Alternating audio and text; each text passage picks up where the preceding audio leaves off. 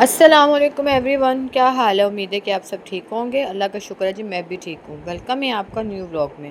کہتے ہیں ہر گھر کی ایک کہانی ہوتی ہے۔ آج میں آپ کو ایک ایسے گھر کی کہانی سنانے والی ہوں جسے سن کر شاید آپ کی آنکھیں بھی نم ہو جائیں۔ تو آپ لوگوں نے ویڈیو کو پورا واچ کرنا ہے، اس کو سکپ نہیں کرنا۔ چلیں جی، اپنا بلاگ سٹارٹ کرتے ہیں۔ رات کے 2 بج رہے تھے جب سمینہ نے آخری بار اپنے گھر کا دروازہ بند کیا۔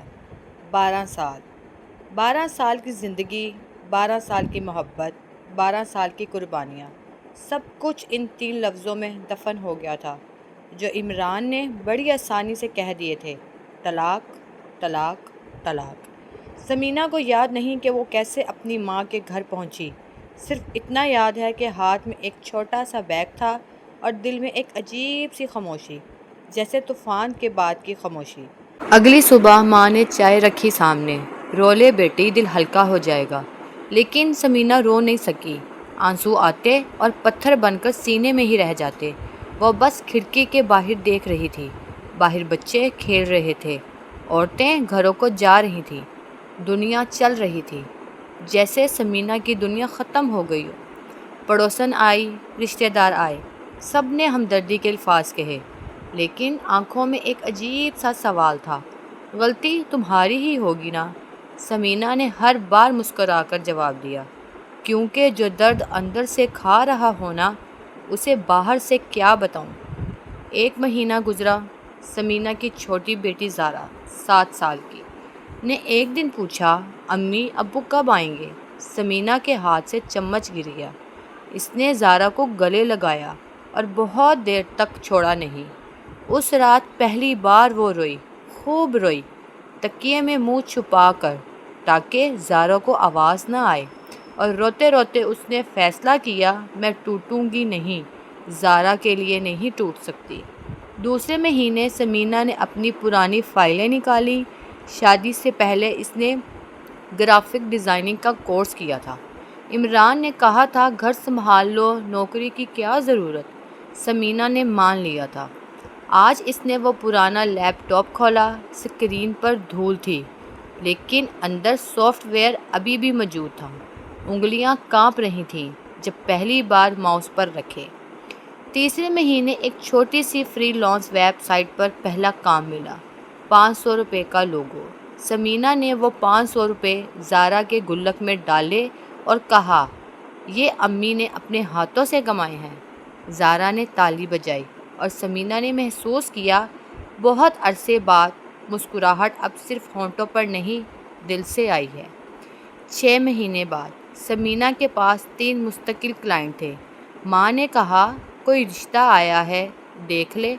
سمینہ نے آہستہ سے کہا: ابھی نہیں اماں، ابھی مجھے خود کو پہچاننا ہے۔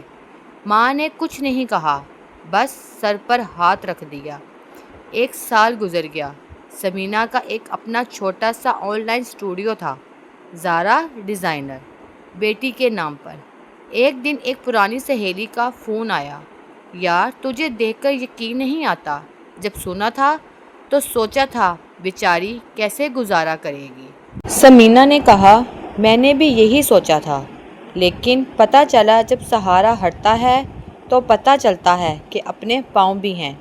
2 سال بعد سمینہ نے اپنا چھوٹا سا کرائے کا گھر لیا، 2 کمرے، چھوٹی سی چھت، لیکن اپنا۔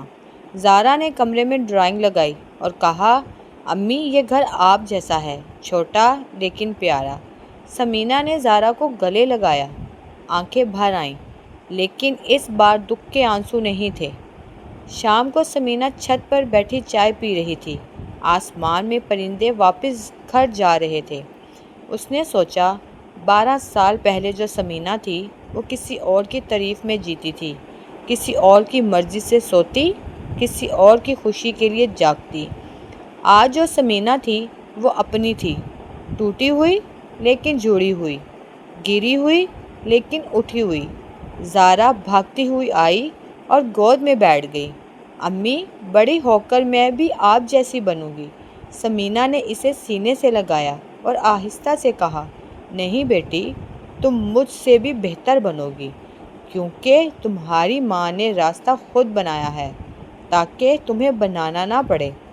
آسمان پر پہلا تارا نکل آیا اور سمینہ پہلی بار سالوں بعد مکمل محسوس ہوئی۔